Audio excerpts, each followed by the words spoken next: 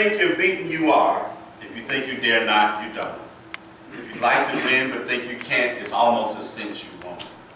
If you think you'll lose, you've lost. For out in the world we find success begins with a person's will.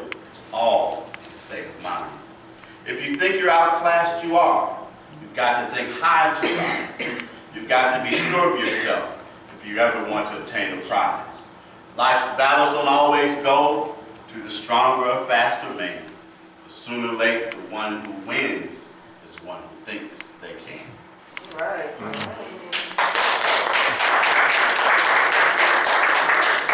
25 years ago, I could say that from memory, right off, because when I was pledging, we had to say that. But it really gets to the crux of what we are talking about this morning. As you recall, we are covering the first 4 chapters of the Science of Mind textbook, but we're doing it in a different way. We're using Edward Viljoen's book, The Science of Mind for Beginners, taking it in prose. And in this chapter, the last chapter, that's entitled How to Use It, Ernest Holmes talks about that simply the way to use it is to use it. And if you think that it doesn't work, it won't work. But if you think that it will work, it will work. And hence the poem, the one who thinks they can, the one who thinks it will work, will find success in this teaching, find success in this understanding that we all are expressions of the divine, and we have at our disposal that presence and that power and the tools to do all that we need to do. And he goes on to say that one of the things that happens so often is we engage in a lot of theory. We engage in a lot of theory and we talk about this. That's one of the things why when I find people who want to argue about, well, you all believe this and you all believe that, and what about this and what about that? And I simply say, there's nothing to argue about. Yeah. Either it works for you or it doesn't. And there's nothing to be proved by arguing, because ultimately, who wins the argument? How do you tell who wins the argument? So it's really a matter of applying it in our lives. And I like to say it's like baking a cake. I can talk about baking a cake all day long. I can even set the ingredients out on the counter. But until I get the mix, and well, not the mix, I would want to cook it from scratch, make it from scratch. But before I get all of the ingredients and everything that's needed there and start working with it, it doesn't mean a thing. It's simply sitting there. It has ultimate and unlimited potential, but it's just sitting there. And until I put it to use and start to mix it all together and allow the chemical responses and reactions and everything to happen there, and then put it in the oven and all of that, it's just simply raw ingredients that are waiting to be used. And that's how it is when we talk about these principles in our life. When we look in the areas of our life, when we talk about health and wholeness, when we talk about abundance and prosperity, when we talk about peace and harmony, all of those things, the tools are at our disposal. They are there for us. They are in the form of ultimately our consciousness, how we see life, how we go through things, how we experience things.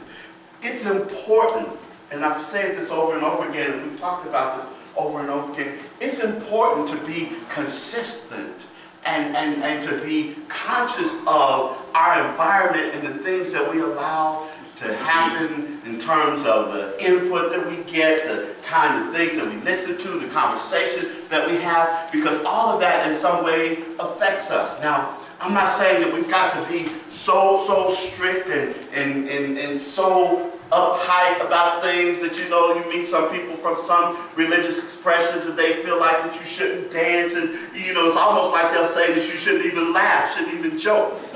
Having trouble sometimes. I mean, we have that, sometimes the lack of understanding that all of life has got an expression. So it's the humor, it's the expression, it's the creativity, it's all of that. But ultimately, we still have to be, as Mary Morrissey says, the guardian at the doorway to our minds, so that we also filter out and are diligent in the ways that we encounter negative things and negative people and negative situations and circumstances, because they are there. We live in a world, we live in an environment where if it's negative, it gets highlighted. If it's negative, that's what we hear about. If it's negative, I know in my organization, we have been through one of our programs doing extensive work in 8 high schools in this city. And one of the things that the participants in these high schools have been telling us is that there's some great stories happening every day in our schools. But if you were to look at the media, and oh Lord, don't look at the paper, and especially online and in the comments after stories online, you would think that it's the worst thing happening. But every day, there's magnificence that is expressing itself and expanding every day. I mean, I know I hear people talk about how Memphis has this going on and this is happening and that's not happening and all of these deficits and those kinds of things. And we can get caught up. It can be easy to get caught up, and we have to be diligent. We have to be that guardian at the doorway of our minds, and we have to decide what we will allow. We have to decide what we will allow to be our reality. Our reality. And there are folks that say, keep it real, get real. But the thing of it is that reality is what we decide it's going to be. There's a story about a man who went into a dark room and he felt something wrapped around his leg and he got terrified. He just knew that it was a snake. And he was there, and unfortunately he had a heart attack, and the next morning they found him there with still the look of fright on his face. And then they saw the rope that was tangled around his leg. But he was determined that it was a snake. And because he was determined that it was a snake, for him that was his reality. And ultimately that's what caused him to be frightened to the point that unfortunately he made his transition. But reality is how we see it. Reality is how we focus. Reality is each day, you and I, in the midst of situations or circumstances that would tell us otherwise, we have the power to make the choice, to make the decision, to decide that this is the day where I allow my magnificence to express itself.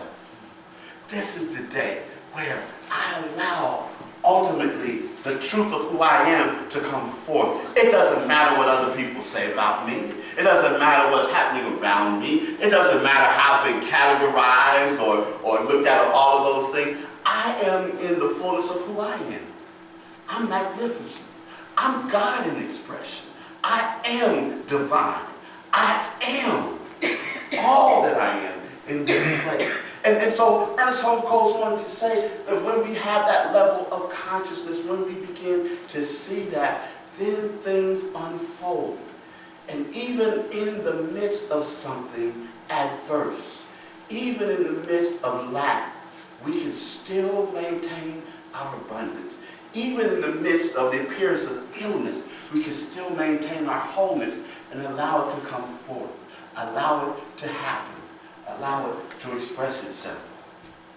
I don't know how many of you recall Darlena McHenry and her daughter Desiree, but they're out in California now. Darlena had been texting me. Desiree had taken seriously ill once again with her illness and all of that, and had a situation where they thought that it was it. And Darlena was texting back saying, please remember Desiree, hold her in the love and light, and found myself doing that. And then she went on later to tell me the story about what happened is that they took her to the emergency room and she was ultimately struggling. And so Darlene says that she went over in the corner and she pulled out one of the Science of Mind magazines and started reading affirmations. And they were telling her, you don't need to be doing that, we're just doing all we can to keep her comfortable.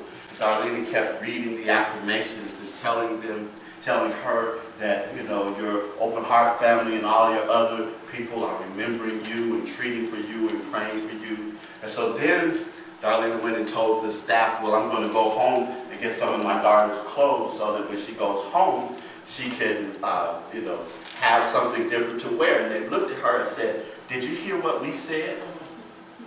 And she said, did you hear what I said? And she tells me that then she went home, when she came back, Desmond was up, ready to go.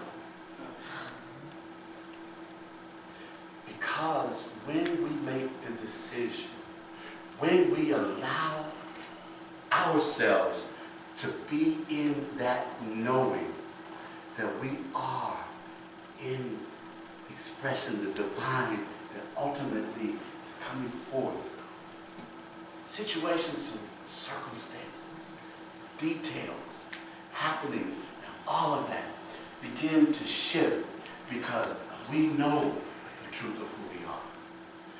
That's how we use this. That's how we allow it to express in our lives. And yes, there'll be moments, there'll be times when you find yourself feeling like, well, I've done all I can. I've put in my affirmations. I've done my treatment. I've got those other people that are there with me, and it seems like I still can't get ahead.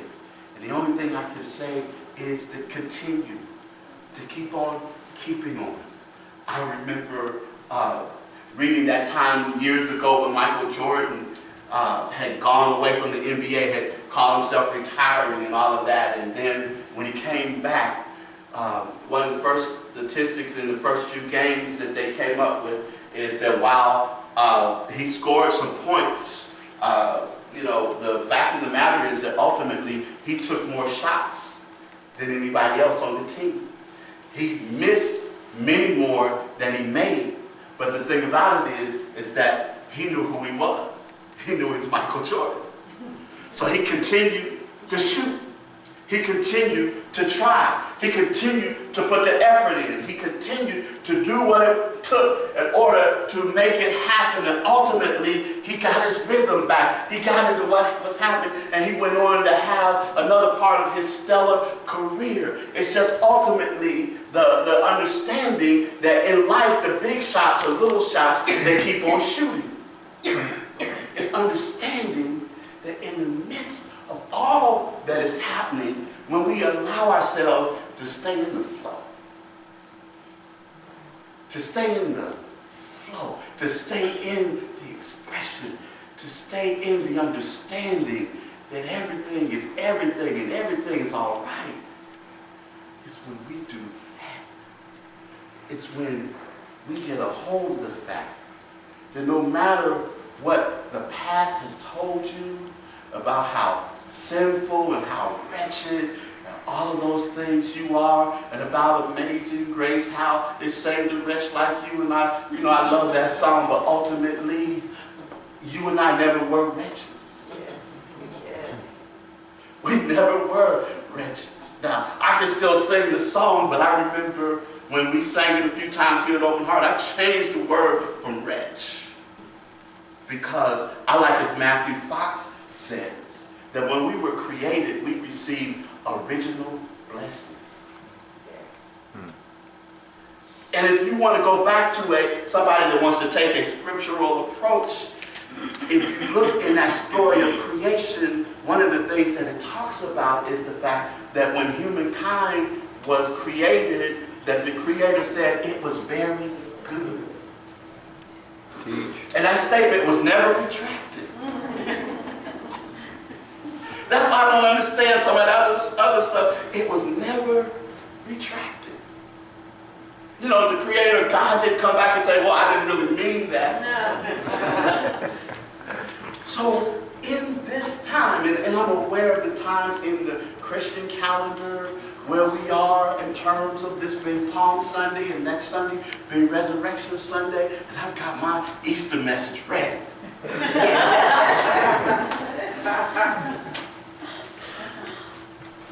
But it's ultimately about the fact that from the beginning, from the time that we stepped into this plane, into this existence, we were already magnificent. And sometimes we got a little dirt on us for this, and a little nick there for that, but it never has taken away from the truth of who we are. Yesterday we saw the play, the Playhouse Angels in America. And there's a portion in there, a lot of it is about the HIV epidemic, particularly back in the 80s, the AIDS and all of that. But there was one point in the play where there was one of the characters who is really, really sick and really afraid of dying and just really there suffering, and his partner had left him, and there was so much agony and so many things going on, and it's at that moment that one of the angels began speaking to him and said something to him that just made me just want to stand up. And said that there's a place in you where there is no disease. There's a place in you where there is no suffering. There is a place in you that's perfect. And I thought, wow. But that's the truth. It's the truth of who you are. It's the truth of who I am. That's how we use it. We stand in it. We stay in it. We apply it. Keep on keeping on. And so it is.